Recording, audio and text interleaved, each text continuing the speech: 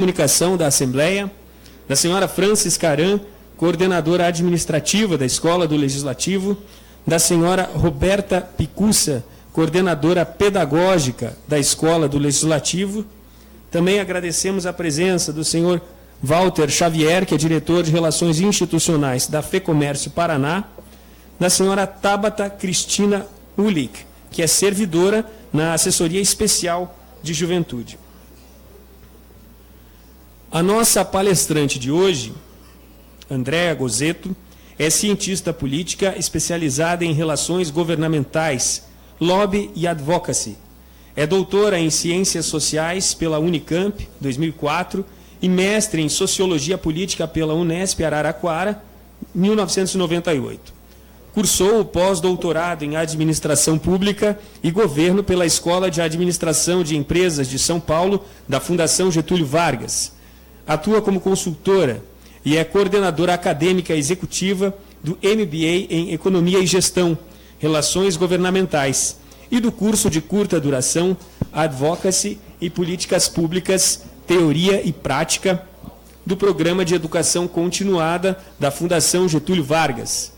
Professora convidada do MBA em Gestão Pública do Centro Universitário Senac, é pesquisadora do Núcleo de Comunicação, Marketing e Redes Sociais Digitais da FGV e AESP. Destacamos ainda que a palestra de hoje terá transmissão ao vivo pela página da Assembleia Legislativa do Paraná no Facebook. Fazemos ainda mais um registro de presença e agradecimento ao senhor Marcelo Moleta, que representa o deputado Rubens Recalcati. Para saudar, então, a nossa palestrante na manhã de hoje, com a palavra o diretor legislativo e diretor da Escola do Legislativo desta Casa, o senhor Giliad Alessi.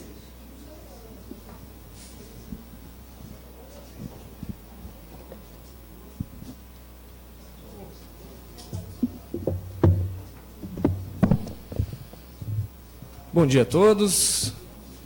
Cumprimento a nossa palestrante de hoje, doutora Andréa Gozzetto. Muito obrigado por aceitar o nosso convite. Agradeço aqui à Fundação Getúlio Vargas por ter disponibilizado a professora e ter feito essa parceria junto com a Escola do Legislativo para o dia de hoje. E agradeço os servidores da casa que estão aqui assistindo a nossa palestra. E também, é claro, os nossos convidados, aqueles que vêm de fora, que, como nós sempre falamos nos eventos da Escola do Legislativo, esse é o grande objetivo da escola, esse é o grande objetivo da presidência da Casa, do deputado Demar Traiano e dos demais membros da mesa executiva com a Escola do Legislativo, que é aproximar o cidadão, trazer o cidadão aqui para a Assembleia Legislativa, para que eles não só participem de palestras, de eventos, mas também sejam ouvidos, possam opinar, possam participar mais ativamente aqui do nosso Poder Legislativo. E é claro que hoje um evento de políticas públicas tem tudo a ver com a nossa Assembleia.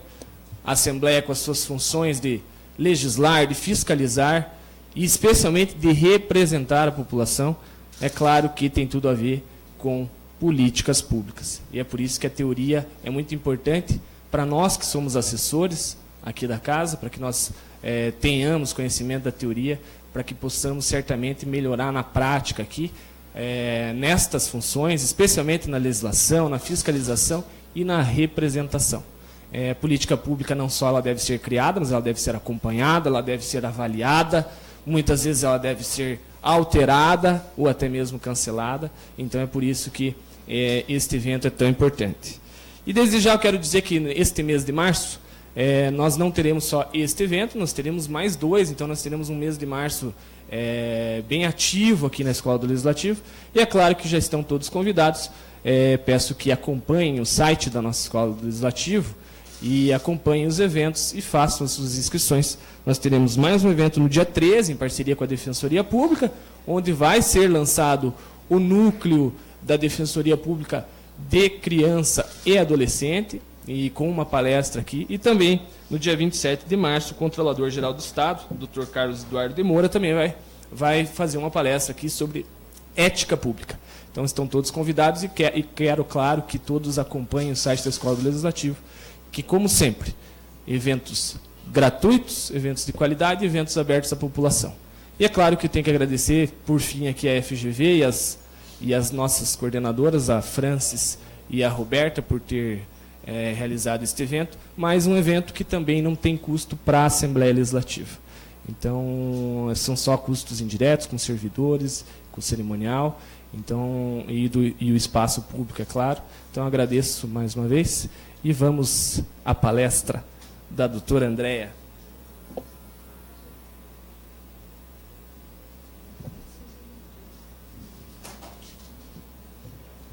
Bom dia, tudo bom? Bom, é um grande prazer estar aqui. Eu quero agradecer a todos aqui do staff da Escola do Legislativo pelo convite. Agradeço também ao staff da FGV por ter propiciado essa oportunidade. O tema é super importante e eu acho que está super...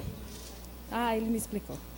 E é extremamente interessante que estar aqui hoje, representando a Fundação Getúlio Vargas, tem tudo a ver com a tônica do que eu quero discutir, né? Que é a coprodução e a colaboração cada vez mais presente entre atores estatais, sociedade civil, iniciativa privada, né? Então, representando aqui uma instituição de ensino da iniciativa privada, como que a iniciativa privada ela pode colaborar com o poder público, trazendo aí uma possibilidade de maior reflexão sobre um tema que é extremamente importante para cada um dos brasileiros que estejam aqui ou que estejam assistindo pelas redes sociais, né? Mas que estão vivendo as suas vidas cotidianas, porque, afinal de contas, o desenho das políticas públicas, a implementação das políticas públicas e, principalmente, né, a qualidade das políticas públicas impactam fortemente a nossa vida. Então, dependendo do desenho da política pública, do que ela te propicia, você vai dormir mais ou vai dormir menos? O seu dinheiro vai durar até o final do mês ou não? E nem sempre o cidadão comum, ele tem, né, o cidadão comum, todos são cidadãos comuns, mas nem sempre o cidadão ele tem noção desse impacto tão forte, né? Da construção, da formulação, da implementação e até da própria avaliação do ciclo de políticas públicas na sua vida, né? A gente muitas vezes está muito preocupada com a sobrevivência do dia a dia e se esquece que pensar do desenho da política pública, na forma como o Poder Executivo, na forma como o Poder Legislativo, como é que ele elabora, como é que ele formula, como é que as agendas chegam até o Poder Legislativo, isso é extremamente importante para a nossa vida cotidiana. É isso que determina se a gente vai ser mais feliz ou menos feliz, para colocar em termos bastante simples, né? Então, pensar assim que a nossa felicidade depende da forma como as políticas públicas estão sendo desenhadas, implementadas e avaliadas, eu acho que aproxima, né, esse tema da vida cotidiana das pessoas. Bom, o tema, então, da palestra hoje é políticas públicas, inovação e colaboração. Aqui vocês têm meu e-mail, fiquem à vontade para entrar em contato, caso tenham alguma dúvida, tá? Ou queiram me mandar exemplos de boas práticas de colaboração, coprodução e construção coletiva em políticas públicas. Isso porque eu tenho um blog que se chama justamente Políticas Públicas, Inovar e Colaborar, que eu acho que esses exemplos eles precisam ser cada vez mais disseminados, tá? O convite para esta palestra, ele adveio, inclusive, de uma experiência super interessante que eu realizei junto aos meus alunos no ISAI, né? Eu sou coordenadora do MB em Relações Governamentais, e lá a gente está pensando em como capacitar a sociedade civil e os representantes da iniciativa privada para atuar de forma mais contundente, com mais impacto, com mais eficiência nesse processo de construção das políticas públicas. E nessa disciplina específica, políticas públicas, né, o nome dela era Políticas Públicas Setoriais, agora mudou, nós fizemos um exercício. E aí o exercício foi: vamos desenhar uma política pública pensando na cidade de Curitiba. E foi muito interessante. Então, esse resultado, inclusive, está no blog. Eu não sei de cor, assim, o endereço do blog, mas depois eu passo para o pessoal, se vocês quiserem colocar na descrição do YouTube, etc. e tal, acho que é interessante. Surgiram 3 desenhos de políticas públicas, um na área de turismo, outro na área de meio ambiente, nossa, melhorou. Um na área de turismo, um na área de meio ambiente e um na área de saúde, né? E eu fiquei até, de certa forma, meio emocionada de ter participado daquilo, né? Porque, afinal de contas, quando a gente está em sala de aula, nós precisamos também deixar a nossa marca, trazer algum resultado, né? Que seja palpável, que seja prático, para a sociedade na qual a gente vive. O coletivo, a esfera pública está muito esvaziada, então a gente precisa empoderar essa esfera pública. Bom, então, feita essa introdução, vamos ao que interessa. O que nós vamos discutir aqui hoje? Então, vou falar bem rapidamente o que são políticas públicas, quais são os padrões de inovação em políticas públicas que a literatura especializada aponta hoje e o que é colaborar em políticas públicas e como isso tem sido realizado, tá? Através das relações governamentais, do lobby e do advocacy. Bom, voltei. Vamos lá. Então, o que são políticas públicas?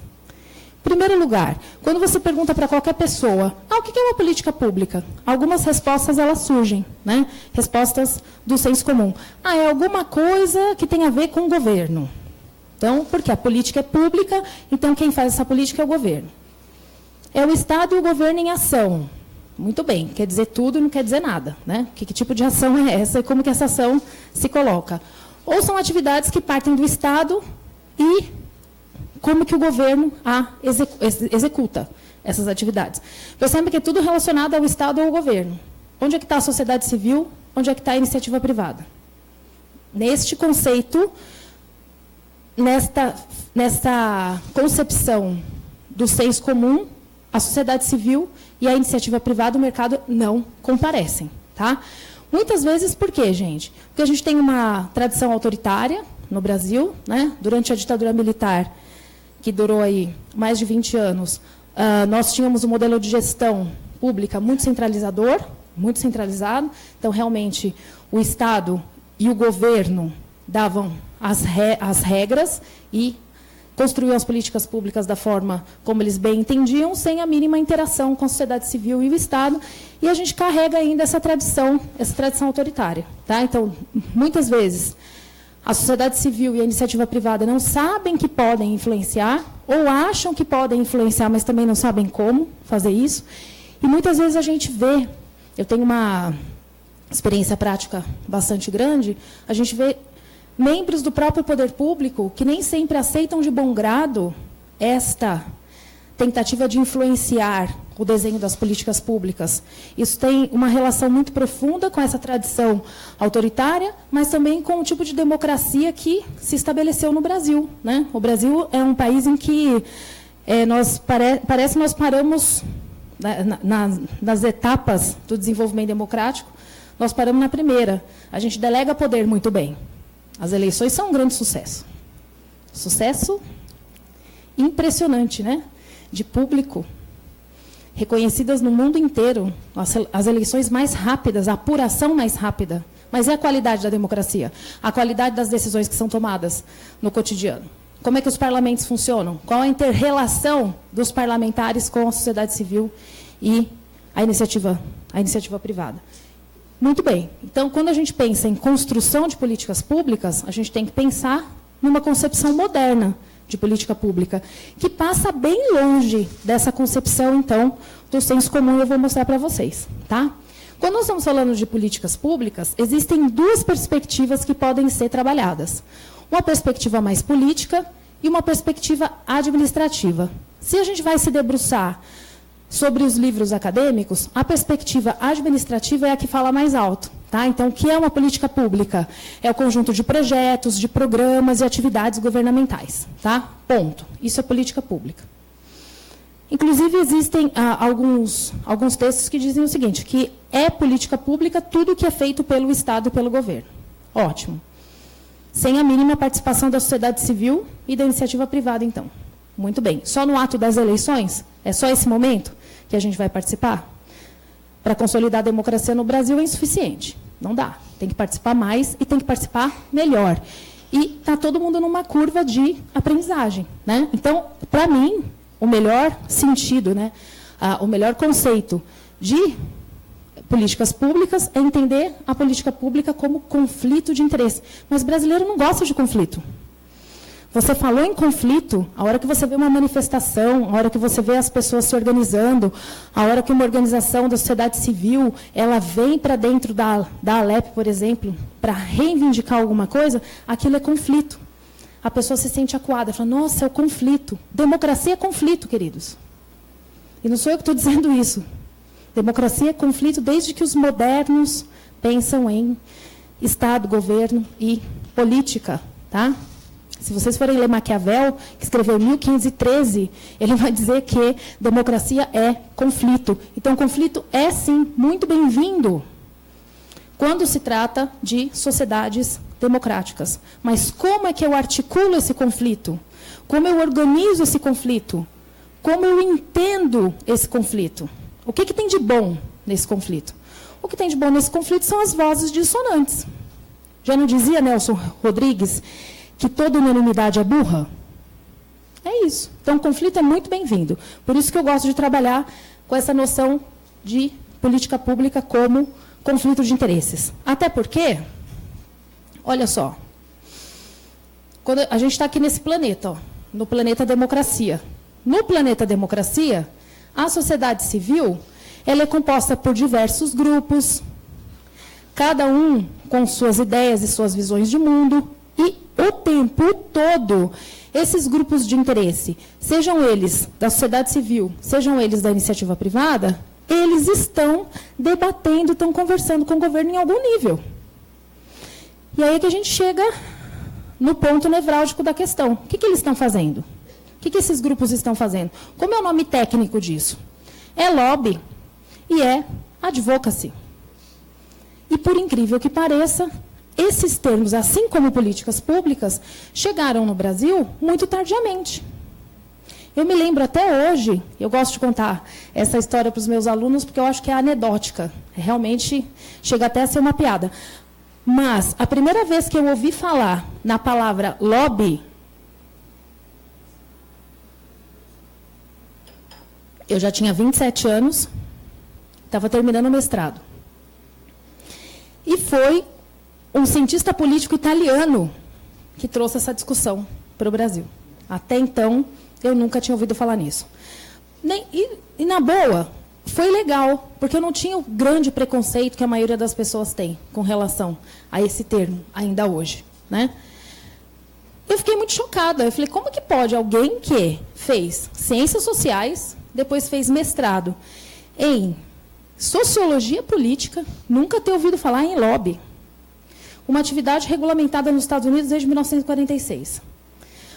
Uma atividade inerente a processos democráticos, a democracias consolidadas. Choquei, né? Choquei total, falei, não é possível, tem alguma coisa muito errada. E eu estava estudando no mestrado, eu já estava terminando, eu estava estudando justamente como que os instrumentos participativos trazidos pela Constituição Federal de 1988, como que eles estavam sendo incorporados numa cidade média paulista. Olha o título da dissertação de mestrado. Participação popular e clientelismo em São Carlos. Porque era justamente essa contradição que eu estava enxergando ali, né? Você tinha organizações da sociedade civil muito interessadas em participar, mas uma estrutura de poder muito clientelista, que não conseguia absorver as demandas. Só que eu vi uma coisa interessante naquele momento. Os empresários eram atendidos. Tinha até uma portinha especial. Falei, mas que negócio esquisito? Como é que pode? Por que o presidente do sindicato é atendido de uma forma e o presidente da associação comercial é atendido de outra? E aí, logo em seguida, eu assisti a palestra desse cientista político italiano, falando em lobby. Aí fui estudar, né? É o que eu faço. A vida toda eu estudei. Aí fui estudar, falei, putz, que negócio mais interessante. E é para todo mundo. Todo mundo tem que ter esse acesso, né? Então, às vezes, se fala no Brasil em regulamentação do lobby. Do meu ponto de vista, isso está completamente errôneo. Você não deve regulamentar o lobby. O que deve ser regulamentado é o acesso isonômico dos grupos de interesse aos membros do poder público que podem tomar uma decisão. É isso que precisa ser regulamentado. Precisa ser dada a transparência. O acesso tem que ser facilitado e precisa ser dada a transparência para esse acesso. Então, esse é o meu ponto de vista, mas mais para frente eu falo sobre isso, tá? A gente ainda está aqui na perspectiva política, eu me desviei um pouco, mas vou voltar lá. Então, vamos ver. Essa perspectiva política, então, é aquela que mostra o conflito de interesse acontecendo, um conflito de interesse extremamente bem-vindo, ok? Desse ponto de vista, o que a gente pode entender como política pública? Tá? Então, um conceito mais acadêmico aqui de política pública. É tudo que o governo decide ou não fazer. Tá? Então, uma política pública não é só o que o governo faz, mas também é o que ele deixa de fazer. Por quê? Porque quando ele deixa de fazer alguma coisa, uma decisão foi tomada sobre não fazer. E isso também é muito importante para que a gente possa entender como é que o processo decisório ele é realizado. Né? Quem toma as decisões? Com quais interesses? É isso que não fica claro, porque a gente não tem transparência. Né? Então, hoje em dia, nós temos lei anticorrupção, muito boa, por sinal, lei de acesso à informação, melhor ainda, mas com todo esse arcabouço legal, ao fim e ao cabo, qual a informação que eu tenho? Eu sei o que o Estado faz, eu sei todo o dinheiro, né, que o Estado gastou e com o quê, mas eu não sei por quê. Por que ele gastou com educação e não com saúde? Por que essa verba foi para o BNDES e não para o Ministério da Saúde? Os meandros do processo decisório, a gente não tem como saber. A não ser que você faça uma análise muito rigorosa sobre esse processo. Né? E aí, isso fica mais a cargo dos acadêmicos, que é uma pena. Então, se existissem esses instrumentos para garantir maior transparência, maior isonomia de acesso, eu tenho certeza absoluta que a nossa democracia estaria em outro patamar. Tá? Então, essa aqui é a concepção, uma concepção bastante abrangente. Né? Então, a política pública é tudo que o governo decide ou não fazer, definindo quem ganha, por que ganha, quanto ganha e em que momento ganha. Bom, e aí a questão relevante que salta aos olhos é a seguinte. E aí, afinal de contas, a formulação e a implementação de políticas públicas deve ser monopólio do Estado ou ela pode admitir a influência de atores da sociedade civil e da iniciativa privada? A questão que fica é justamente essa. Né? Como é que isso ocorre na prática? A gente precisa entender, isso está extremamente relacionado, que quando eu estou falando de política pública, a política pública ela não se restringe à gestão governamental. Porque público não se restringe à gestão governamental.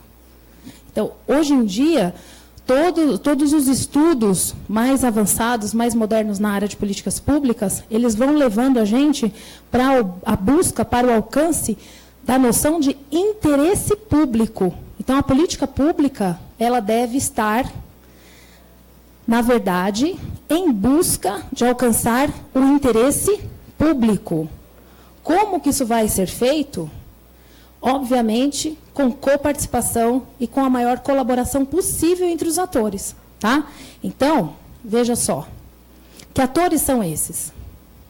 Eu tenho aqui o Estado e o governo, tenho o mercado e a iniciativa privada e tenho a sociedade civil. Quando esses atores entenderem que o fim deve ser a busca do interesse público, eu tenho certeza absoluta que o Brasil se tornará um país muito melhor, com uma qualidade da democracia muito maior. Né? Atualmente, qual é o modelo? Eu tenho sociedade civil tentando influenciar o Estado, iniciativa privada tentando influenciar o Estado, e o Estado sendo árbitro. Então, o Estado é que decide, ele é o gatekeeper. Ele é que decide quem ele ouve, quem é que ele não ouve, qual a demanda mais relevante, qual a demanda menos relevante desses dois atores. Mas e se esses atores se unem? E se a sociedade civil faz uma articulação mais planejada com a iniciativa privada? E passam a levar ao Estado demandas relevantes, mas que atendam a este interesse público. Porque, gente, essa é uma perspectiva muito pessoal minha. Tá? É impossível que em determinado tema não exista algo em que iniciativa privada e sociedade civil não concordem. A gente precisa procurar. Com certeza há convergências. Então, a mensagem que eu queria deixar aqui nesta fala é justamente essa, que a gente precisa buscar convergências. O Brasil só vai se desenvolver, só vai ter um desenvolvimento democrático maior no momento em que Estado, governo, mercado, sociedade civil buscarem convergências, trabalharem na convergência. Até porque a gente passa por um período de crise. Os problemas são inúmeros. A gente precisa ajudar o Estado e o governo a definir melhor as suas prioridades. Concorrendo pela atenção do Estado e do governo isoladamente, isso fica mais difícil, né? Então, é preciso criar agendas, mas agendas da sociedade civil e do mercado, que possam ser levadas até o Estado e o governo. Bom, essa aqui é a noção moderna, então, de políticas públicas, tá? Uma noção que passa pela uma ideia de construção coletiva. Então, a política pública não pode ser monopólio do Estado, não é o Estado que deve ter a varinha mágica das políticas públicas, dizer, eu vou fazer isso, né? O meu plano, ou o próprio governo, agora para tudo que vocês vão fazer, a máquina do Estado para, e nós vamos fazer isso aqui, porque esse é o meu plano de governo, e esse plano de governo que vai ter que ser implementado nos próximos 4 anos. Não dá. Isso não combina com construção coletiva, né? E vocês percebem que essa questão ela vai além do momento da construção, da elaboração da agenda, da formulação, da implementação e da avaliação. Essa é uma discussão que tem que ser feita agora, em 2018, no momento eleitoral. Como é que essa construção coletiva vai ser feita com os candidatos que almejam chegar ao poder? Essa é a questão. Quais convergências a gente vai conseguir construir? Porque depois que a eleição aconteceu e esses projetos de poder estão instituídos, Inês é morta. Ok? Então, é agora que é o momento de pensar nessas possíveis convergências. Então, políticas públicas pensadas de forma moderna está relacionada à construção coletiva, à coprodução entre Estado, mercado e sociedade civil, à superação dessa ideia de que políticas públicas é monopólio do Estado e que está eminentemente marcado pela questão da gestão pública, da gestão governamental, mas, fundamentalmente, pessoal, nesta questão aqui, ó, na incorporação da noção de construção do interesse público. E toda vez que eu falo isso, eu lembro do Jean-Jacques Rousseau, que escreveu do Contrato Social em 1767, se não me engano, 68. Ele dizia justamente isso, que para a gente poder construir algo coletivamente, as pessoas elas precisavam se despir dos seus interesses individuais e partir para a construção de um interesse coletivo. Muito bem. De volta ao século XVIII. Isso ainda é atual, essa ainda é a saída, se queremos viver em ambiente democrático, né? Porque democracia dá muito trabalho. A verdade é essa. Democracia não é mole, não, né? Tem que ter articulação, tem que ter conversa, tem que ter reunião, e é tempo que se gasta, é energia, é dinheiro, né? Dinheiro para produzir material, para convencer o poder público de que a solução para o seu problema é melhor do que a solução do grupo contrário. Dá muito trabalho. Mas é assim que as coisas funcionam. Porque o que a gente precisa no ambiente democrático? O que a gente quer fazer? A gente quer construir a melhor decisão. A gente quer ajudar o Estado e o governo a tomar a melhor decisão. Mas o que é a melhor decisão? Precisamos colocar um princípio aí. Melhor decisão a partir do quê? Dos valores republicanos. E os valores republicanos passam por onde? Aqui, ó. Pelo interesse público. Então, valores democráticos e valores republicanos, eles andam conjuntamente. Se eu tenho um país em que valores democráticos e valores republicanos são fracos, o que vai acontecer com a nossa democracia? Ela não funciona. Ou ela funciona formalmente. É um show, né? As eleições não são um show da democracia? Muito bem. E a qualidade das decisões que são tomadas? E a qualidade das políticas públicas que são implementadas? Essa que é a questão. Acho que é justamente isso que incomoda muito hoje em dia o cidadão e faz com que ele, de certa forma, se desencante da política. Tá? Bom, então essa é a noção moderna de políticas públicas que vai além daquela perspectiva administrativa de políticas públicas. Ok? Bom, e inovar? em políticas públicas. O que será que significa isso? Inovar é trazer uma nova tecnologia para dentro das políticas públicas, criar um aplicativo. Lá em São Paulo eu vi uma coisa super interessante, umas alunas, 3 ou 4 alunas do ensino médio das escolas estaduais lá de São Paulo, elas criaram um aplicativo para avaliar online a qualidade da merenda. Sucesso total, muito bom. Legal, eu avaliei, eu tenho essa informação. E o que eu faço com ela agora? Para quem que ela vai? Como que ela vai ser incorporada? Então, vejam, petições públicas. Que da hora, muito legal, né? Você pode simplesmente, da sua casa, da comodidade do seu escritório, assinar o seu nome numa petição pública que vai mudar o mundo. Só que não, haha, que pena. Não é assim tão fácil. Não vai mudar o mundo. Né? Eu faço uma pesquisa no núcleo de redes sociais da GV, justamente fazendo essa inter-relação entre os grupos de advocacy e o uso das redes sociais no que tange às petições públicas. O que a gente quer avaliar? A gente quer avaliar o impacto real das petições públicas no processo decisório. Ou seja, eu tenho uma petição pública que angariou 700 mil assinaturas, como foi o caso da Renca. Tudo bem. Só a petição pública resolveu o problema? Ou eu tive que ter presença física? Ou eu precisei conversar com o tomador de decisão? Eu precisei levar informação qualificada? Só as redes... Por quê, pessoal? Redes sociais não são uma panaceia.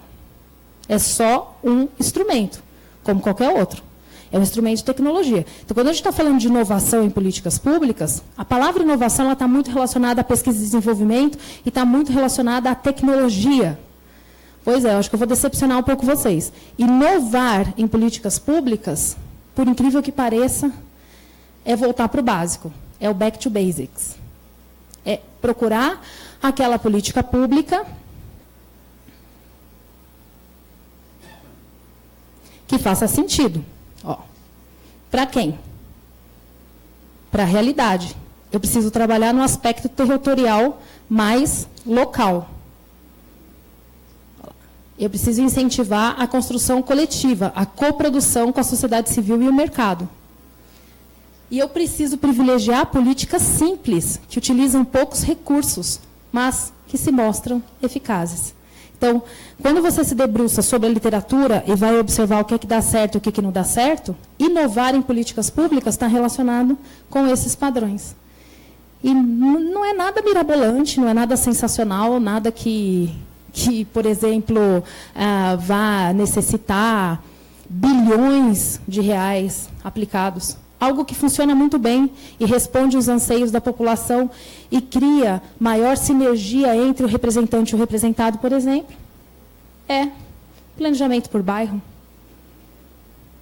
Simples demais, mas é simples, porém não é fácil, porque essas são coisas que não vêm junto. Tem coisas que são simples, mas não são fáceis. Meditação é uma delas. É simples, mas não é fácil. Não é fácil ficar sem pensar, né? Mas a gente consegue, se tiver compromisso e fundamentalmente, tiver vontade. Com esta coprodução, essa construção coletiva em políticas públicas, passa por isso. Passa por este compromisso e por esta vontade, por esse desejo puro de fazer acontecer, né? Então, é muito legal estar hoje aqui na Assembleia Legislativa do Estado do Paraná, podendo falar isso para vocês. Porque aqui é a casa do povo. É aqui que os deputados estaduais estão para ouvir. Mas eles estão aqui só para ouvir? Essa é a questão. Não.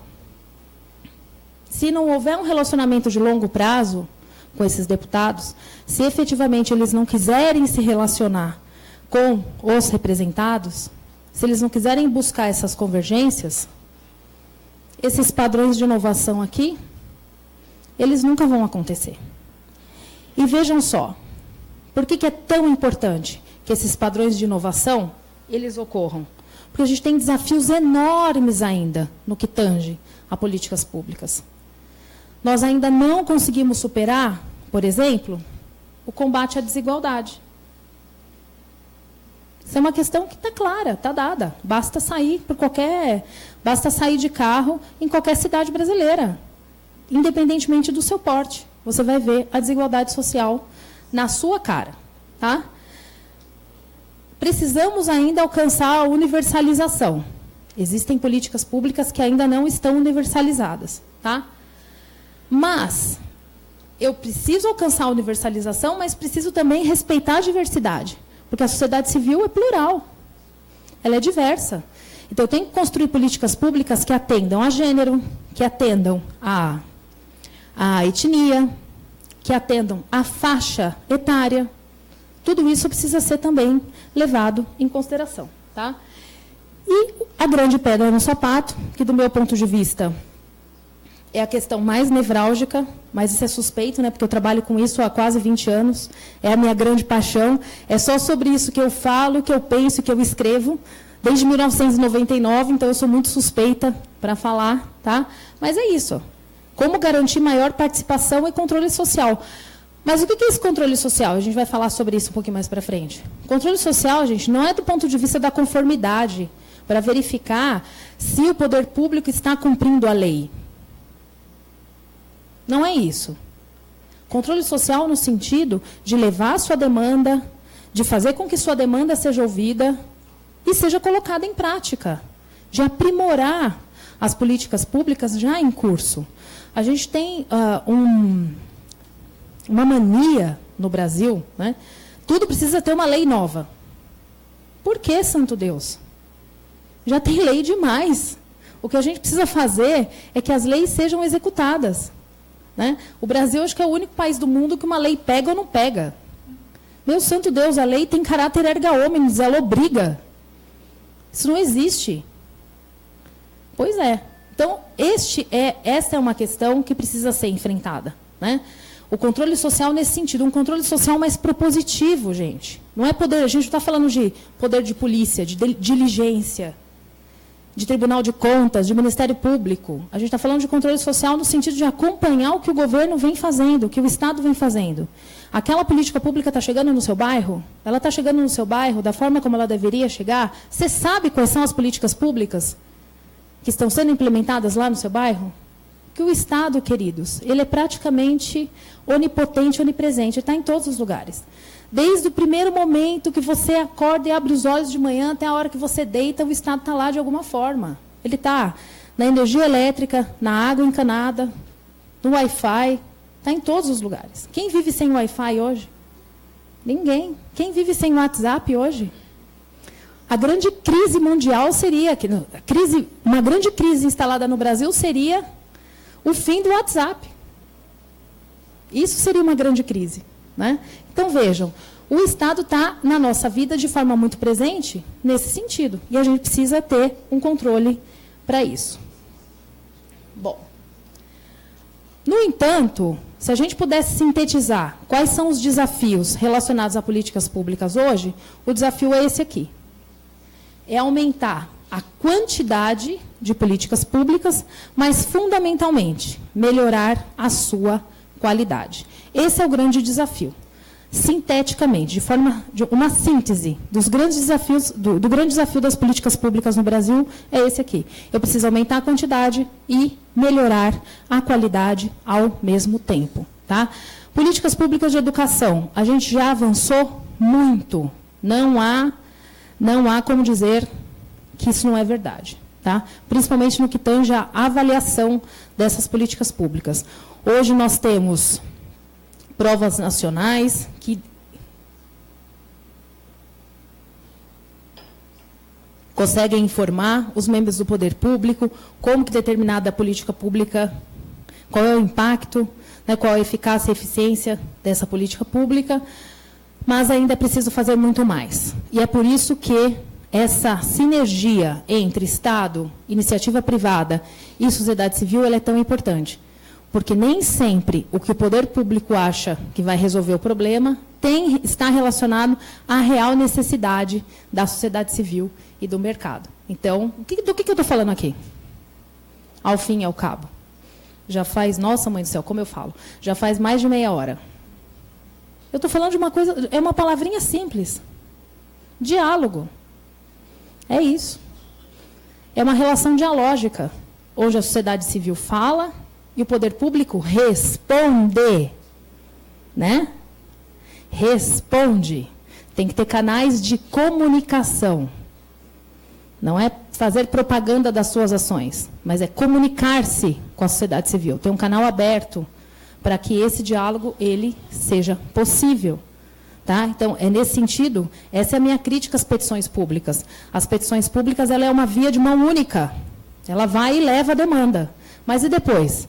Qual é o canal que eu uso para implementar um diálogo? Construir um canal de comunicação que vai fazer com que eu consiga entender se essa demanda ela foi processada, ela foi avaliada, ela vai ser levada a sério.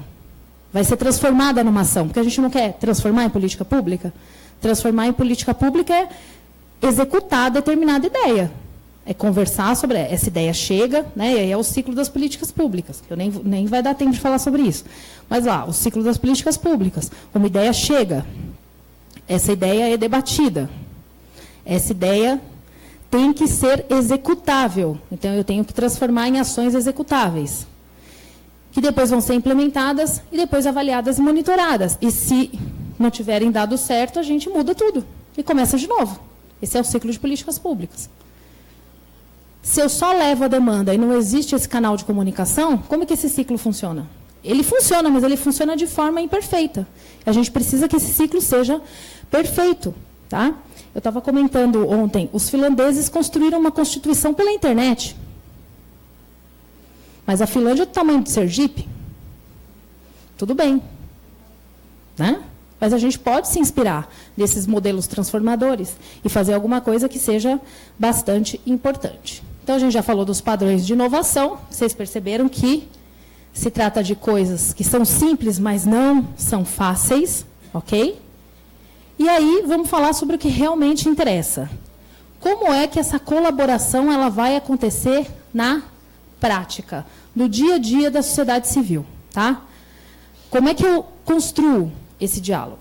Bom, a notícia boa, né, eu já falei várias vezes, que essa é uma coisa simples, mas não é fácil. Agora é a parte de aterrissar na realidade, né? Como é que eu faço para essas coisas acontecerem? Bom, relações governamentais.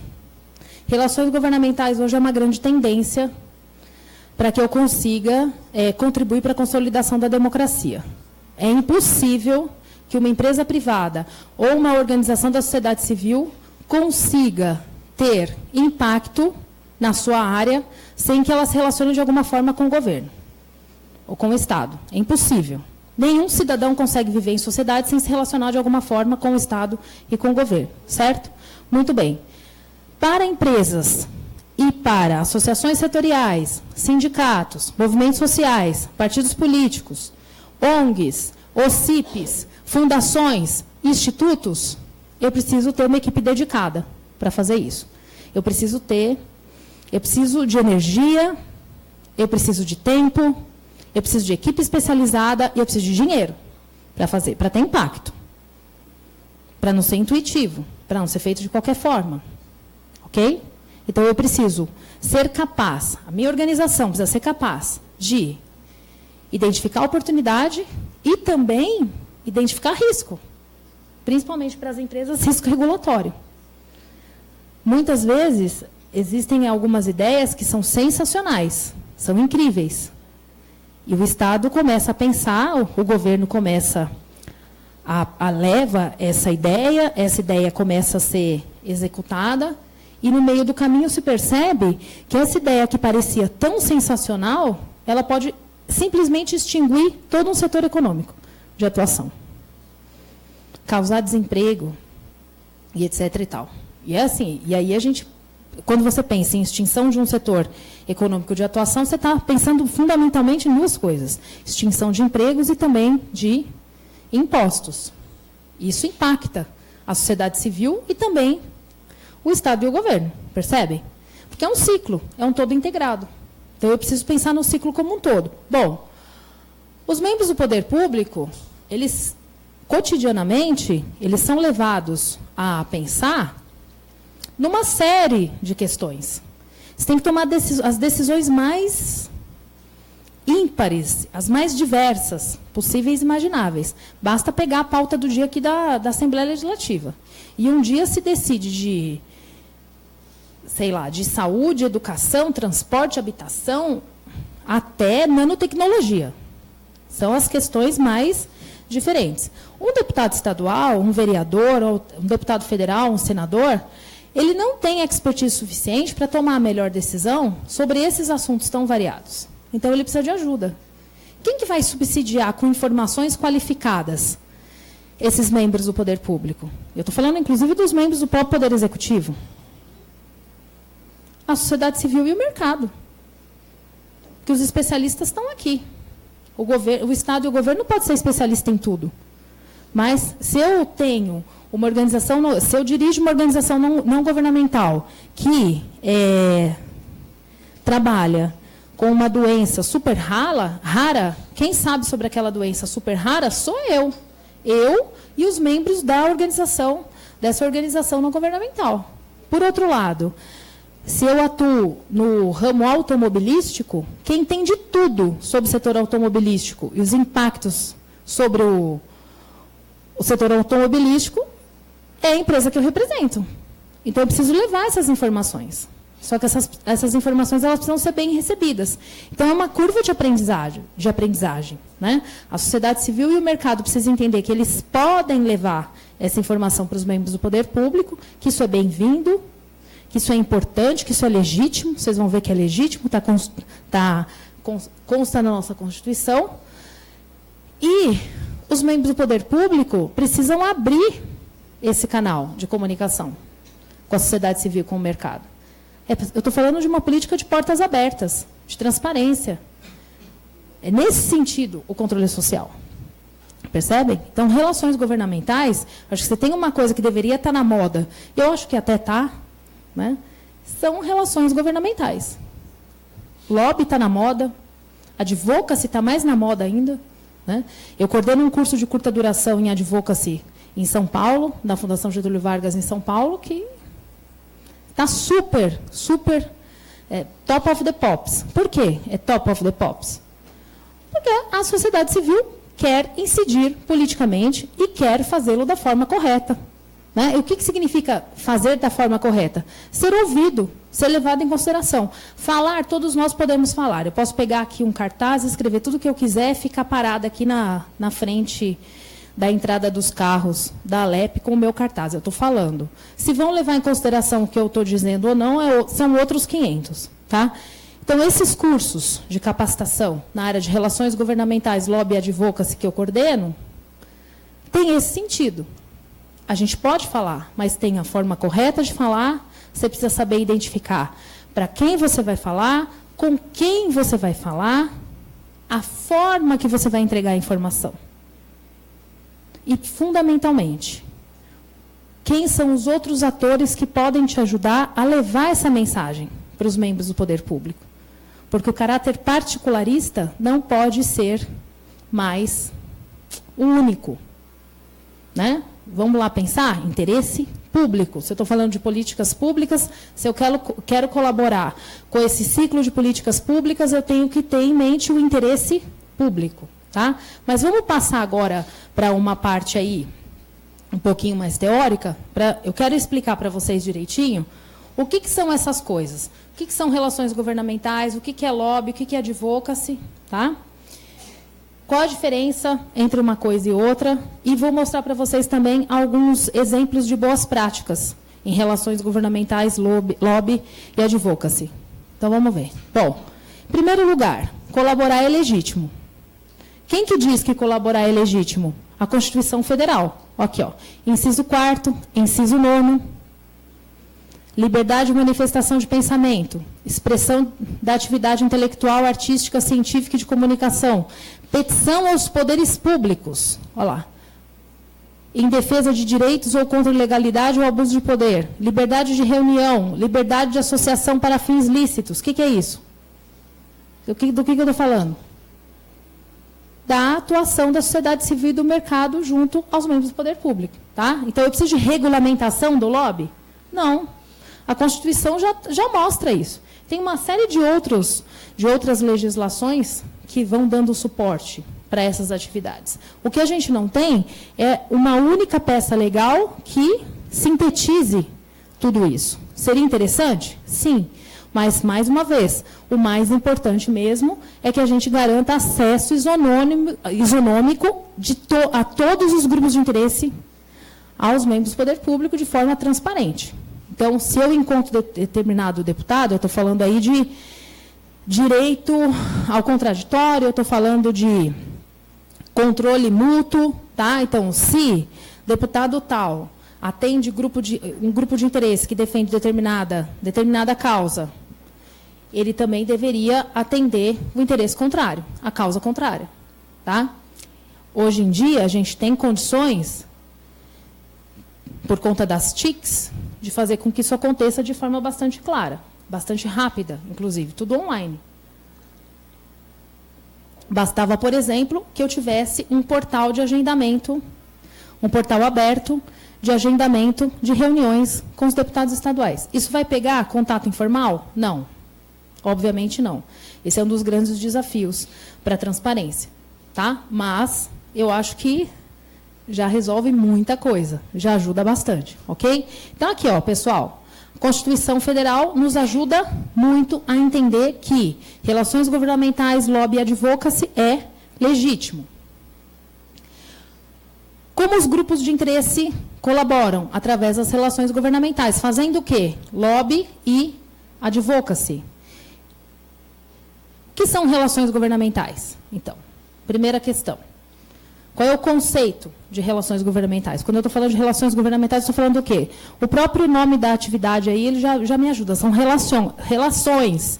Isso significa que eu estou construindo um relacionamento. Mas é qualquer relacionamento, de qualquer forma? Não. Eu quero criar.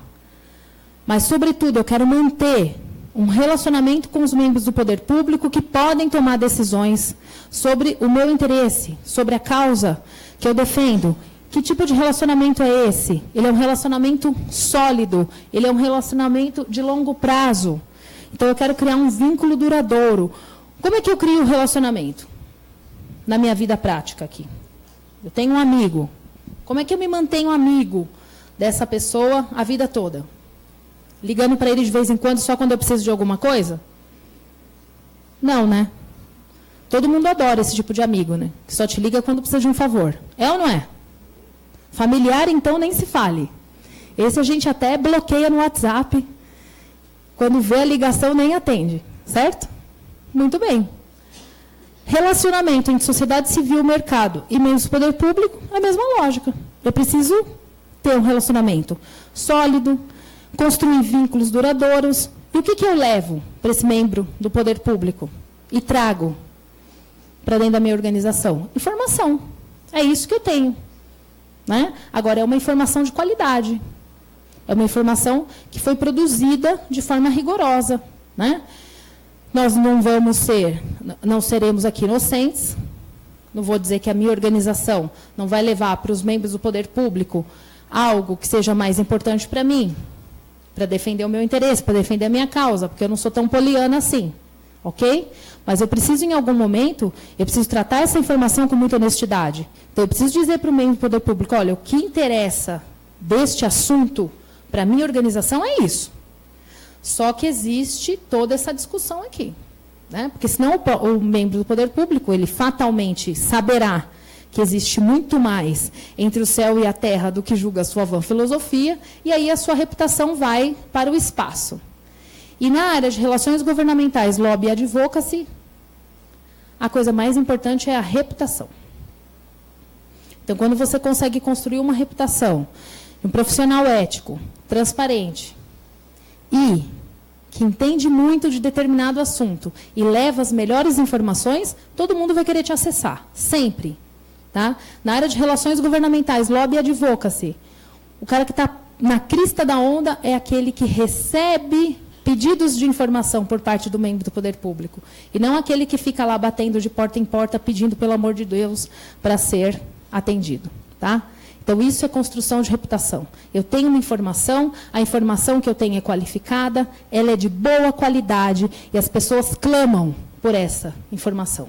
Porque eu tenho, eu produzo, ou eu conheço onde esta informação está sendo produzida, certo? Então, ó, relações governamentais refere-se ao estabelecimento de um diálogo contínuo com o poder público, para que se construam sólidos e duradouros vínculos com os principais formuladores de políticas públicas, sedimentando um canal de comunicação de via de mão dupla. Eu não levo só a informação, tá? Eu também pego a informação que é importante para o meu setor de atuação, ou para o tema da minha organização, e levo de volta para a minha organização. Eu traduzo essa informação. Porque tem uma coisa, pessoal, que é muito interessante. Poder público, Estado, governo, iniciativa privada e sociedade civil atuam em lógicas contraditórias. O Estado e o governo só faz o que está determinado pela lei. E nós, sociedade civil e mercado, a gente faz tudo que não é proibido, tudo que não é crime. Né? Isso a gente chama de liberdade negativa. Então, a gente tem uma liberdade, mas essa é uma liberdade negativa. Né? A gente conhece aquele ditado que diz que a minha liberdade vai até onde começa a sua. Então, vocês percebem que é uma lógica contrária? Então, eu preciso tentar interpretar o profissional de relações governamentais, o lobista, o ativista, é o cara que, dentro da sua organização, o que ele vai fazer? Ele vai traduzir a forma de funcionamento do Estado e do governo para dentro dessa organização. Tá? De que maneira ele faz essa tradução? Com o conhecimento. Então, ele conhece como o Estado funciona, ele conhece como o governo funciona, ele conhece como o processo decisório funciona, como o ciclo de políticas públicas está relacionado, ele entende o sistema político brasileiro, né? Ele tem que ter aí um conhecimento de planejamento e gestão, planejamento estratégico, precisa entender um pouco de gestão de projetos, precisa saber fazer análise de risco político e risco regulatório, ele precisa entender de processo legislativo, ele precisa ser um excelente comunicador, ele precisa ser um líder dentro daquele tema, ele precisa saber influenciar, então ele precisa conhecer técnicas de negociação, ele precisa saber se comunicar para dentro da organização. E é isso que a gente ensina lá no MBA em Relações Governamentais. Só isso. É fácil, né? Simples, rápido? Claro que não, óbvio que não. Mas vocês percebem que cada vez mais esse profissional tão complexo e tão transdisciplinar, ele é essencial dentro das organizações? Porque a gente precisa aprender a se comunicar com o governo e o governo precisa aprender a se comunicar conosco, com a sociedade civil e o mercado. É um canal, por isso que relações governamentais, eu falei para vocês, está na moda. Está na moda por quê? Porque a gente precisa criar cada vez mais esse canal de comunicação, mas é um canal de comunicação de via de mão dupla. Não é só levar informações para o governo, é trazer essas informações também, é criar um canal para ser acessado pelo governo e vice-versa. E nesse processo, se eu quiser defender interesses e influenciar as decisões governamentais, aí eu faço lobby e faço advocacy. E olha só, uau, lobby, que horror, coisa horrorosa, envolto num estigma de marginalidade durante décadas. O lobby pode ser lícito ou pode ser ilícito, certo? Lobby ilícito é o quê? Crime. A gente quer falar sobre isso? Não. Interessa? Não. Quem tem que estar preocupado com o lobby ilícito é a Polícia Federal. Não somos nós. Ele existe? Sim. Infelizmente. E deixa uma marca muito profunda para uma atividade que é inerente a regimes democráticos e cada vez mais importante para a gente construir um Brasil melhor. Tá? Todos nós, queridos, todos os cidadãos são lobistas. Nós somos lobistas desde o dia que a gente nasce. Eu tenho 2 lobistas em casa que vocês não têm noção. Eles têm 7 anos. Nunca vi uma dupla que defende tão bem os seus interesses. Isso é inerente aos seres humanos. Nós defendemos os nossos interesses. Só que esses interesses não podem ser particularistas. Então, o que mancha aí os benefícios, né? O que faz com que a gente não consiga entender de pronto os benefícios da atividade lobby? A busca por interesses eminentemente particularistas. Se os interesses são públicos, aí é o melhor dos mundos. É o win-win game, que é isso que a gente busca. Tá? De onde é que surge essa palavra, a palavra lobby, esse termo? Ele surge no idioma inglês. Originalmente, ele designa salão de entrada de um edifício, então todo mundo já esteve no lobby de um hotel, né?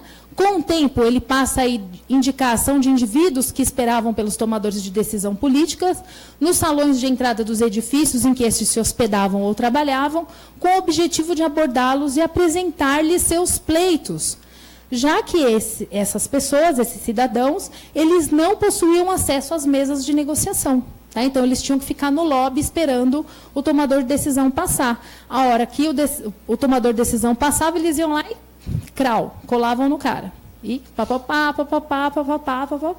levavam seu pleito. Tá? Hoje, a gente tem diversos canais de participação social na nossa Constituição.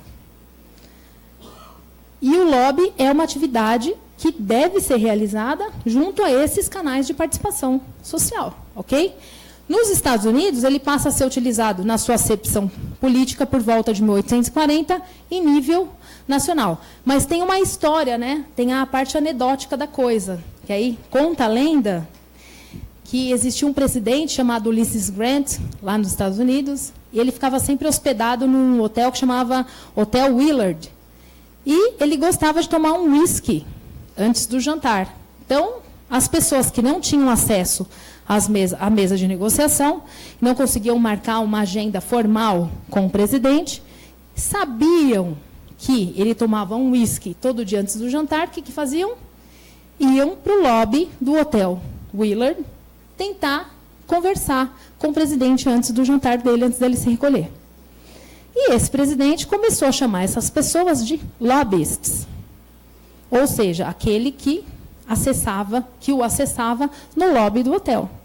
Então, o que aconteceu? Na verdade, o lobista nasce antes da atividade de lobby. Ele nasce lá no século XIX e a regulamentação da atividade só vai acontecer no século XX, nos Estados Unidos. Né? Então, essa é a parte interessante. Agora, existe, obviamente, polêmicas. Uma parte da literatura diz que o lobby surge nos Estados Unidos, outra parte diz que surge na Inglaterra. E aí, na Inglaterra, seria, inclusive, anterior, lá no século XVIII, não no século XIX ou no século XX, quando os constituintes, né, quando os cidadãos, eles tentavam acessar os parlamentares no lobby do parlamento. Ok? Bom, mas, fundamentalmente, o que eu estou querendo falar para vocês? Que é uma atividade que existe há muito tempo e está relacionada a não ter acesso, um acesso às mesas de negociação. Então, eu preciso fazer lobby porque eu não consigo um acesso direto a esse tomador de decisão. Isso mudou. Então, vamos ver. Eu vou querer que o Júnior passe essa matéria, porque, só um minutinho, Júnior. Ocorreu algo muito importante para a área de relações governamentais e lobby no Brasil, há 2 semanas atrás. A atividade, ela foi reconhecida como ocupação pelo Ministério do Trabalho. Então, hoje, os profissionais de relações institucionais e governamentais, eles têm um código na CBO, que é o Código Brasileiro de Ocupações. Né? Então, isso não guarda relação com a regulamentação do lobby e não é uma profissão, porque isso depende ainda de uma série de trâmites legislativos. Mas, do ponto de vista da ocupação profissional, nós fomos formalizados. Isso é um grande passo, porque já tem, o único documento formal que a gente tem que determina, que caracteriza quais são as principais funções de um profissional de relações institucionais e governamentais. Vocês sabem o que eles fazem? Ajudam a formular políticas públicas. Então, é isso o que um profissional faz. Queria que você passasse, então, Júnior, mas eu vou pedir para você, a hora que terminar a reportagem, que começar o comentário dos articulistas, você para mim, tá? Por favor. O lobby foi admitido pelo Ministério do Trabalho como uma atividade profissional e agora faz parte do cadastro oficial das ocupações legalmente reconhecidas. Apesar disso, a profissão de lobista segue sem ter uma regulamentação específica. Um projeto para normatizar o lobby está há 10 anos esperando para ser votado no Congresso. Nesta sala da Fundação Getúlio Vargas de São Paulo, os estudantes aprendem a fazer lobby. No Brasil, a atividade ganhou conotação negativa depois de aparecer relacionada a escândalos de corrupção e tráfico de influência. Um dos casos mais famosos foi o da Petrobras, onde os chamados lobistas intermediavam pagamentos de propinas milionárias para diretores da estatal e políticos. Esse é o lobby ilícito. O lobby foi reconhecido pelo Ministério do Trabalho como profissão e classificada como defensor de interesses, de relações institucionais e governamentais. A novidade foi bem recebida pelos alunos. Quanto mais profissionais levando as suas informações a partir dos seus interesses, mais legítima e mais democrática vai ser a decisão desse tomador. A gente tem que entender que lobby é defesa de interesses junto a membros do poder público que podem tomar uma decisão. Todos nós, todo ser humano tem um interesse. E a gente defende, não defende esse interesse? O lobista não tem uma formação específica. Ele é um profissional que tem muitas informações da empresa ou do setor em que atua e usa os dados junto ao poder público em busca de oportunidades. Em democracias já consolidadas, como a norte-americana, por exemplo, a regulamentação da atividade existe desde a década de 40. No Brasil, a profissão foi reconhecida, mas ainda não foi normatizada. Quando um representante da indústria farmacêutica essa parte vai a gente a uma ignora, não, continua, ou a um hospital para apresentar os produtos, propagandista não é profissional de relações governamentais. Um projeto para regular a atividade aguarda há mais de 10 anos para ser votado no Congresso, ainda sem previsão para entrar em pauta. A regulamentação deve trazer mais transparência à carreira. Então, quando essa regulamentação não existe, essas relações podem acontecer, mas nós não sabemos exatamente o que está sendo falado, o que está sendo negociado. Então, quando se regulamenta, passa a haver uma série de obrigações, uma série de coisas que se pode fazer e que se não pode e que não se pode fazer. Como colocou aí, a gente não sabe exatamente o que se pode fazer. Então, isso é muito importante. Primeiro porque, numa boa, eu estudo lobby desde 1999. Foi a primeira vez que um jornal, né, de abrangência nacional fala sobre a atividade do ponto de vista positivo. Isso foi muito legal. Tá? E mostra também que existe aí um interesse desses profissionais por maior capacitação. Então, isso é bastante importante. Bom, como eu mesmo disse na reportagem, o que a gente chama de lobby? O que é lobby? Lobby é a defesa de interesses junto a membros do poder público que podem tomar decisões referentes às políticas públicas. E aqui eu trouxe para vocês alguns exemplos, tá? Essa é a agenda legislativa da indústria, 2015 está meio desatualizada, mas todos os anos a Confederação Nacional da Indústria, ela faz uma grande conversa com todos os seus membros para definir quais são os projetos de lei que estão tramitando na Câmara dos Deputados e no Senado e qual é a posição da indústria com relação a isso. E aqui, no estado do Paraná, a FIEP, que é a Federação das Indústrias do Estado do Paraná, também tem essa agenda legislativa. Tá? Então, são organizações que sistematicamente defendem os seus interesses junto aos membros do poder público. Isso é muito importante. É muito importante que o poder público saiba o que sociedade civil e mercado pensam, quais são as suas visões de mundo e o que é mais importante para esses setores. Né? Afinal de contas, o Estado e o governo governam para quem? Para todo mundo, para todos os atores, para todos os setores e os segmentos sociais. Então, é preciso que essa conversa ela seja cada vez maior. No caso específico aqui da CNI, eles devem estar preparando já esse mapa estratégico para apresentar para os candidatos esse ano. Eles têm um caderno de indicadores. Esse aqui é o mapa estratégico até 2022. Então, tudo que é importante entender que seja de impacto relevante para a indústria até 2022. E aí eles fazem um grande evento lá em Brasília e apresentam essas questões para os futuros candidatos. Ok? Bom, e aí a gente tem a vedete da vez, que é o advocacy. Advocacy vem do latim advocare, né? E é um tipo de ação política organizada, planejada, realizada tipicamente por organizações da sociedade civil, mas não só por organizações da sociedade civil. Tá? Hoje em dia, todas as organizações que defendem interesses ou causas se utilizam das táticas de advocacy ou dessa estratégia. Esse tipo de ação política, ela independe de mandato político, tá? Então ela é auto-autorizada, então essa é a grande diferença entre lobby e advocacy.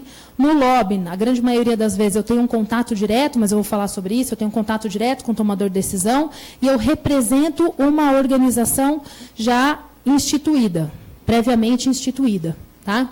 O advocacy é um pouco diferente. Eu posso, por exemplo, representar os direitos das mulheres. De que mulheres? De todas as mulheres. Eu posso representar o meio ambiente. Quem que é o meio ambiente? O meio ambiente entra aqui no plenarinho? Não. O planeta Terra vai dizer, olha, eu acho que o Greenpeace não está me representando bem. Não dá. Tá? Então, essa é uma diferença entre o lobby e o advocacy. Que engajam e mobilizam a opinião pública em torno de uma causa para influenciar os tomadores de decisão a considerar demandas legítimas e relevantes da sociedade civil acerca de políticas públicas em curso, em elaboração ou em implementação. Tá? E as táticas de advocacy, elas são um pouco diferentes, porque normalmente, no advocacy, além da representação ser auto-autorizada, quem utiliza advocacy são aquelas organizações que não possuem espaço nas mesas de negociação. E o advocacy é muito utilizado, inclusive, como estratégia, quando eu quero que determinado tema chegue à agenda. Ele ainda não chegou à agenda. É algo que ainda não sensibilizou nem o poder público e nem a própria sociedade civil. Então, eu vou usar mobilização e engajamento, ou engajamento e mobilização, porque ninguém mobiliza quem não está engajado, né? Para fazer isso, ok? Eu trouxe aqui para vocês, deixa eu ver se é isso. Isso mesmo. Eu trouxe aqui para vocês um vídeo que ele é um pouquinho mais longo, tem mais ou menos uns 10 minutinhos. Eu acho que dá para a gente passar. E aí eu já vou terminar. Eu não sei se eu vou passar esse vídeo. Eu acho que não, porque ele é muito longo. Mas eu vou contar um pouquinho a história para vocês. Aliás, eu acho que eu vou passar só um pedacinho e depois a gente para, só para introduzir, para deixar aquele gostinho para fazer com que vocês assistam depois quando vocês chegarem em casa, tá? Porque tem no YouTube. Ele conta uma ação muito importante da sociedade civil para a implementação de uma política pública de educação chamada Fundeb, tá? E se vocês assistirem ele inteiro, vocês vão ver o quanto, gente, é sensacional quando a ação de advocacy, ela gera frutos. Mas como ela tem que ser organizada, ela tem que ser planejada para realmente dar certo. E quanto tempo, quanta energia e quanto dinheiro a gente gasta, né? Então, se houvesse... O que eu estou querendo dizer? Que se houvesse maior sinergia, se esse canal de comunicação entre Estado, sociedade civil e mercado fosse realmente uma prioridade, não se gastaria tanto tempo, tanta energia e tanto dinheiro, né? Seria algo mais, como é que eu poderia dizer, natural, típico da democracia, né? Eu não precisava convencer um membro do poder público a tomar uma decisão que está na cara que é melhor para todo mundo, né? Então, essa que é a questão. Passa só um pedacinho, então, Júnior. Quando eu achar que tem que parar, eu te aviso. Só para contextualizar. Você está vendo a comemoração do Prêmio Darcy Ribeiro, o mais importante do Congresso Nacional na área da educação. Foi dado à Campanha Nacional pelo Direito à Educação em 2007 por sua incidência na criação e regulamentação do Fundeb, o Fundo da Educação Básica. O Fundeb já assegura mais de 60 bilhões de reais para a educação pública de nível básico no Brasil e abrange quase 50 milhões de estudantes.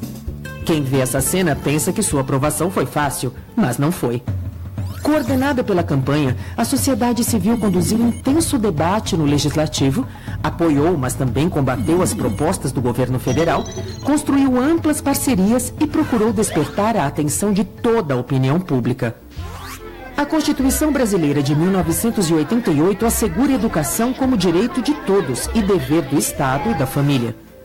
Em 1998, entrou em vigor uma lei que duraria até 2006 e assegurava recursos da União, dos estados e municípios para a educação fundamental. Era o Fundef, Fundo do Ensino Fundamental. Já o Fundeb, Fundo da Educação Básica, era uma reivindicação da sociedade e promessa eleitoral do presidente Lula, que assumiu a chefia da República em 2003. Foi apresentado pelo governo federal ao Congresso Nacional em junho de 2005 para substituir o Fundef, abrangendo a pré-escola, o próprio ensino fundamental e o ensino médio e a educação de jovens e adultos. No entanto, a expectativa da sociedade civil era mais ambiciosa. Queria a inclusão das creches, a indicação de um padrão mínimo de qualidade que elevasse os valores pagos por aluno, a definição de um piso salarial nacional para os profissionais da educação e mais recursos da União para o fundo. A incidência do Fundeb vendo que interessante, três fases. O que a sociedade fez nesse sentido? Ela quer aprimorar essa política pública, né? Então, como ela quer aprimorar, ela precisa colocar tempo, energia e dinheiro, sim, né? Porque para aprovar aquilo que já estava determinado, tudo bem. Apesar de que a gente sabe que nada é rápido, né? Sempre precisa de pressão, tá? Mesmo quando existe, sempre quando assim o panorama é voo de cruzeiro, mesmo assim precisa de pressão. Sempre precisa de pressão, tá? Mas não é uma pressão simples. Não é só ir lá, bater nas costas do parlamentar e falar assim, e aí, esse projeto vai rolar? Não, você precisa ter todo um planejamento de engajamento e mobilização desse público, tá? E o tomador de decisão é sempre o nosso público. Então, nós precisamos criar um relacionamento aí com esse tomador de decisão, esteja ele no executivo ou no legislativo. Eu gostaria que vocês, se vocês puderem, vejam todo esse vídeo aqui, porque ele é muito didático. Ele vai mostrar para vocês as etapas de um processo, de um plano de ação de advocacy, tá? Só para a gente quase terminar, faltam 5 minutinhos só, já vou deixar de incomodá-los, só para a gente fechar um pouquinho aqui, ó, as diferenças entre lobby e advocacy, tá? Quero fazer um disclaimer. Uma organização, ela pode decidir relacionar-se com membros do poder público, mas sem tentar defender os seus interesses ou influenciar as decisões governamentais. Isso é possível.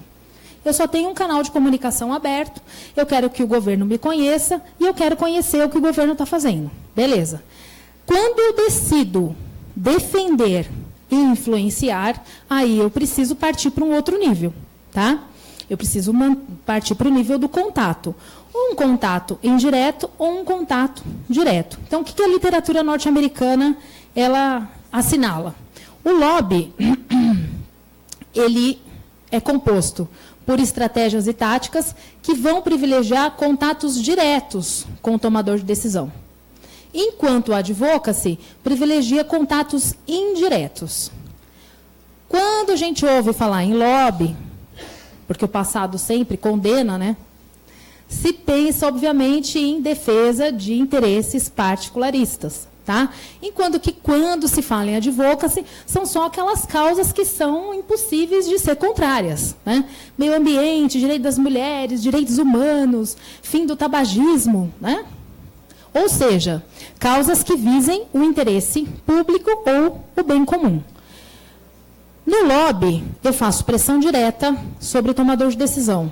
No advocacy, eu também faço pressão direta, mas se eu não tiver acesso à mesa de negociação, o que eu faço? Eu tenho que mobilizar a opinião pública para incidir sobre o tomador de decisão indiretamente. Por que isso é importante? Porque vamos imaginar que eu seja uma ONG que está trabalhando especificamente sobre uma causa voltada ao meio ambiente. Eu sou uma ONG pequena, ninguém me conhece, ninguém conhece a liderança dessa ONG.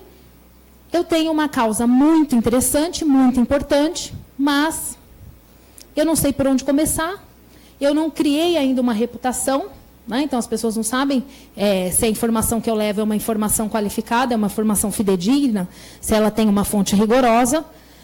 Bom, eu vou fazer advocacy. Eu não vou fazer lobby. porque eu não tenho acesso aos canais, eu não tenho acesso às mesas de negociação. E por onde que eu começo? Eu começo direto com o tomador de decisão? Não, eu preciso de legitimidade, eu preciso de representatividade. Tá? Não se esqueçam que o advocacy é auto-autorizado. Então, eu escolho, por exemplo, defender uma área de mananciais que está sendo destruída. A área de mananciais que está sendo destruída não pediu para eu fazer aquilo. Né? Então, eu preciso demonstrar, e aí para quem? Para receber apoio, tanto do cidadão quanto do tomador de decisão, que aquele pleito é legítimo. Então, como que eu faço isso? Com uma campanha de engajamento, de mobilização e sensibilização em torno daquele tema. Aí, depois que eu consegui trazer adeptos para a minha causa, que as pessoas legitimam a minha ação, eu fiz uma grande campanha de mobilização, tive lá um vídeo viral com 500 mil, como é que chama? Visualizações. Muito bom. Aí eu vou entrar em contato com os tomadores de decisão. Falar assim, olha, eu sou daquela ONG que fez aquele vídeo, que teve 500 mil visualizações. Gostaria de levar o nosso pleito. Aí a coisa muda de figura, percebem? Então, essa questão do engajamento e da mobilização, principalmente para o advocacy, ela é nevrálgica, porque é representação auto-autorizada.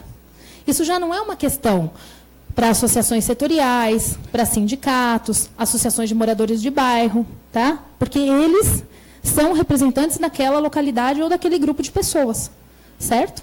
Então, essas duas diferenças fundamentais entre lobby e advocacy, eu acho que elas têm que ficar bastante marcadas. Por último, eu queria falar um pouquinho sobre o papel do legislativo estadual, dentro de tudo isso aqui que eu comentei. Tá? Então, do ponto de vista da construção coletiva de políticas públicas, do ponto de vista da coprodução no ciclo de políticas públicas, como que o Poder Legislativo Estadual ele poderia contribuir? Tá? Penso eu que, em primeiro lugar, poderia atuar de forma mais ampla, pensando no desenho de políticas públicas, e não em causas particularistas, interesses pontuais. Tá? Então, realmente, aí a gente entra aqui no segundo ponto. Por que o Poder Legislativo Estadual é tão importante? Porque é o parlamentar que vai para o interior, é ele que ouve a demanda dos produtores rurais, é ele que ouve a demanda dos cidadãos por ponte, por estrada, por educação, por saúde. Esse parlamentar, ele é o canal de comunicação da população com o executivo. Então, ele tem que entender que o papel dele é contribuir para criar uma sinergia maior entre esses atores. Né? Fazendo o quê? Trazendo os problemas e as demandas da sociedade civil e do mercado ao executivo. E, gente, exercendo um controle social sobre o executivo, mas não naquele sentido da conformidade, como a gente estava conversando. Né? É realmente acompanhar, monitorar as ações do executivo, verificar se a implementação das políticas públicas está feita da forma correta. Mas em que sentido? No sentido da qualidade. O beneficiário, que é o cidadão, está recebendo o que ele deveria? Se não, e aí é que é a parte mais importante, se não está, o que fazer para resolver essa questão?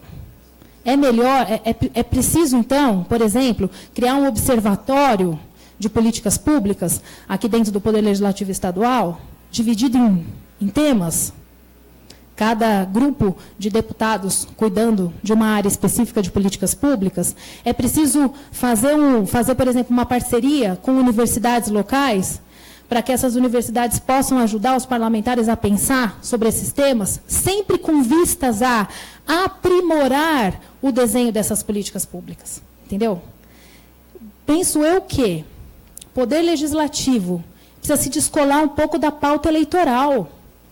Essa é a questão. Será que é possível? Não sei. Né? Eu sou acadêmica, para mim é fácil falar.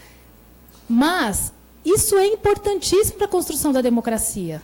Né? Será que, de repente, com o papel, exercendo melhor o seu papel de controle social, criando maior sinergia com sociedade civil e mercado, essa questão eleitoral, ela não viria naturalmente, diante do reconhecimento de uma atuação realmente eficaz, eficiente, cumprindo o seu papel de representação né?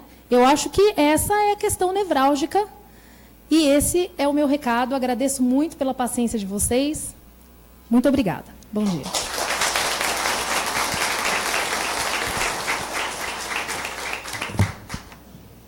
Nesse instante, o diretor legislativo da Assembleia, o senhor Diliade Alessi, fará a entrega do certificado à nossa palestrante.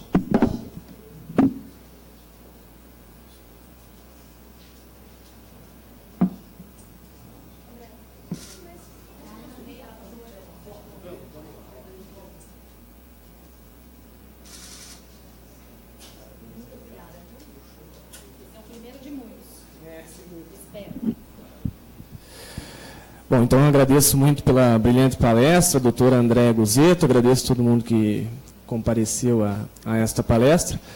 Sobre políticas públicas e sobre a participação da Assembleia, importante a gente registrar aqui, só no ano de 2017, 88 audiências públicas foram realizadas aqui mesmo na Assembleia Legislativa. Ou seja, mais de 7 por mês, mais de 7 audiências públicas por mês aqui na Assembleia Legislativa. Além, é claro, que nós sabemos que aqui, na prática, nós temos as comissões temáticas, que também acompanham as políticas públicas, também ajudam a fiscalizar. Tem a Comissão de Fiscalização da Assembleia Legislativa, que também atua nesta parte, na parte de políticas públicas, de como estão acontecendo. E é claro que o papel dos deputados, a gente sempre fala que é um dos papéis principais, é este de representação, acompanhar as obras que acontecem no interior, as políticas que acontecem no interior, e isso, sem dúvida, está sendo feito.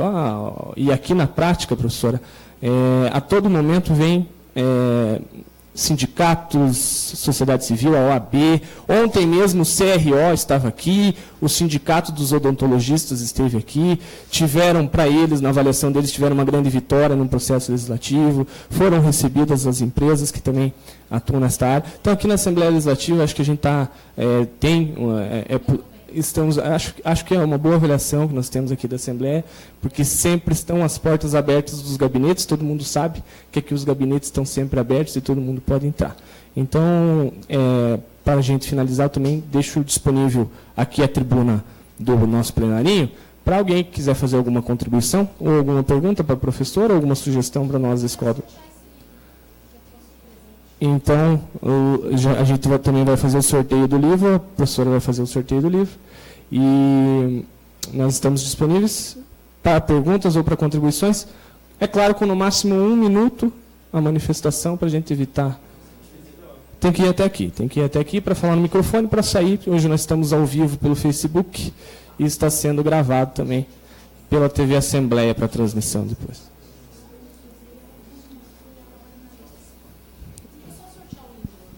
Para o sorteio, então, a professora vai falar um número. Se este número estiver presente, ganha o livro. Se não estiver presente, ela fala mais um número. Então, vamos lá. Eu vou deixar para você falar o número. É de 1 a 148, né? Ou a gente pede para a plateia? Boa ideia. Então, vamos lá. Bom, eu vou sortear para vocês esse livro aqui, ó, Relações Governamentais e Investimentos. A área de relações governamentais ela ainda tem pouca literatura, tá? Então, são poucos os livros que a gente ainda possui. E eu vou pedir, então, para o senhor. O senhor pode me ajudar? Oi. Está interessado, graças a Deus. O número de 1 a 148. 13. Quem será? Bruna da Costa Leão. Está aí? Não. Mais um. O senhor pode falar o número para mim? De 1 a 148? 25, meninas. Cleiton Calisto. Aí, ganhou. Chega mais. Vem ganhar seu livro. Bom, antes de começar... Posso falar mais uma coisinha? Antes de começarem as perguntas, que aposto que vão ser aquelas perguntas super difíceis, né? Eu queria falar um pouquinho para vocês só sobre a estrutura do nosso MBA. Vamos tirar uma foto junto?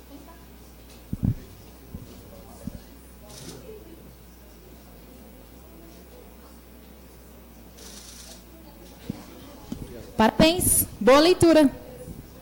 Bom, pessoal, antes da gente abrir para o debate, eu só queria aproveitar que vocês ainda estão prestando atenção em mim, Porque vocês sabem que quando a gente está dando aula, o aluno não faz essas coisas, né? Só em palestra. Não, prestar atenção no professor, que absurdo, tem um WhatsApp, Facebook, coisa muito mais legal para fazer. Então, eu queria só falar para vocês o seguinte, vocês estão recebendo os folders do MBA em Relações Governamentais, que eu coordeno aqui no ISAI, tá? É um curso que está com uma estrutura nova a partir desse ano. Ele é modular, então a possibilidade de 3 entradas diferentes, vocês podem escolher o momento em que entram no curso, porque os módulos são independentes, então eles começam e terminam, e ao final, se vocês conseguirem fazer os 3 módulos, né, ou quiserem fazer os 3 módulos, vão sair com um diploma de especialista em relações governamentais, uma ocupação regulamentada pelo Ministério do Trabalho, né, que tem grandes oportunidades aí à disposição. Os salários na área de relações governamentais são bem importantes, são bem altos. Tá? Então, só para vocês terem uma ideia, na semana passada me perguntaram se se o salário de R$7.000 para um especialista em relações governamentais era muito pouco. Eu fiquei olhando e falei assim, meu Deus do céu, é muito pouco. É muito pouco. Sabe por que é muito pouco? Porque o cara tem que saber de tudo.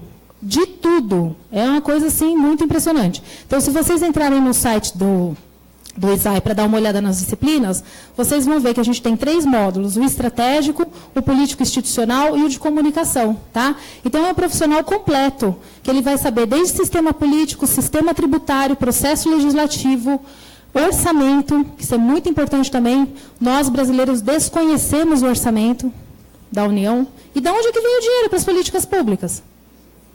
Nós precisamos saber. Da onde é que vem esse dinheiro? Então, o profissional de relações governamentais, ele não só tenta aprimorar as políticas públicas, como também ele tem que sugerir para o tomador de decisão de onde é que vai sair o dinheiro. Por isso que ele precisa ter esse conhecimento. E você entregou as cartilhas? Eu entreguei também, pedi para a Noemi entregar para vocês essa cartilha. Essa cartilha foi escrita pela Associação Brasileira de Relações Institucionais e Governamentais, da qual eu sou diretora, tá? Para trazer um pouco mais de informação sobre a área de relações governamentais. Agora a gente vai abrir para as perguntas. Obrigada. Bom dia. Meu nome é André Santos, eu sou estudante de Ciência Política da Uninter. E a pergunta que eu gostaria de fazer é o seguinte. Na verdade, eu queria sugerir um aprofundamento breve sobre a questão do monopólio, que a senhora colocou bem no início. Temos 2 caráteres importantes, mas somente uma é mais levantada, que seria o monopólio governamental. Mas existe também o monopólio privado através das concessões públicas. Queria saber o quão isso é relevante para o processo de políticas públicas prosseguir ou serem travadas. Nós vamos fazer blocos? Ou responde uma cada um? Muito interessante essa pergunta. Não é meu tema de especialidade, mas eu sei que esse é um ponto bastante polêmico na área de políticas públicas. Bom, de certa forma, eu acho que carece ainda de mais aprofundamento acadêmico. Inclusive, no momento a gente tem até uma monografia sendo escrita lá no MBA sobre essa questão, né? Mas o enfoque é nas consultas públicas, justamente por quê? Para que você possa evitar essa simetria informacional entre os grupos, né? Porque você tem quer dizer, a gente vive num país pluralista, mas a gente sabe que interesse econômico, ele conta, né? Então, é importante que existam parcerias para que o Estado faça o seu papel, é importante. Mas, fundamentalmente, o que precisa estar colocado? É transparência. A partir do momento que o processo é transparente, que ele está aberto para todo mundo, né, eu acho que você resolve uma boa parte dos problemas que possam acontecer. Mais alguém? Bom, então, não havendo mais perguntas, está encerrada esta palestra de hoje. Mais uma vez, convido todos a continuarem acompanhando o site da Escola do Legislativo. Vamos ter mais eventos em março e vamos ter mais eventos durante o ano. Fiquem atentos aí, façam as inscrições e não esqueçam de assinar a lista de presença, senão não sai o certificado para vocês, tá? Agradeço mais uma vez a ISAI, a FGV e a professora pela brilhante palestra. Até mais e um bom dia a todos.